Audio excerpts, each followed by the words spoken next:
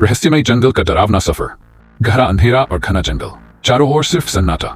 हल्की हल्की ठंडी हवा पत्तों को सरसराने पर मजबूर कर रही थी। छोटा पांडा बाव अपनी छोटी छोटी नरम टांगों से धीरे धीरे कदम बढ़ा रहा था। हर कदम के साथ उसका दिल तेजी से धड़क रहा था। उसे महसूस हुआ कोई उसे देख रहा है। अचानक कक, एक सूखा पत्ता किसी के भारी कदमों तले दबकर टूट गया। बाव एक कदम रुक गया, उसकी सांसें थम गई। उसने धीरे धीरे अपना सिर घुमाया, लेकिन वहां कोई नहीं था।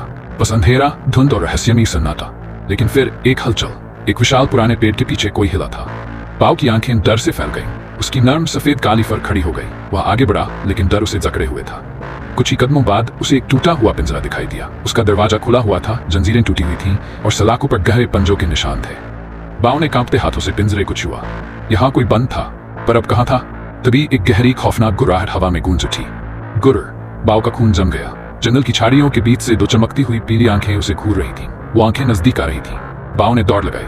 अंधेरे जंगल में भागते भागते उसकी सांस फूल गई, लेकिन पीछा करने वाली भारी कदमों की आवाज और तेज होती जा रही थी। पीछे देखे बिना भागो, बस भागो।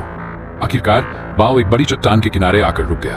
अब कोई रास्ता नहीं था। उसने धीरे धीरे पीछे मुड़कर देखा। शिकारी उसके ठीक सामने था, लेकिन शिकारी रुका। उसने बाव को देखा, फिर पिंजरे को। उसकी आंखों में गुस्सा नहीं था, बल्कि एक दर्द था।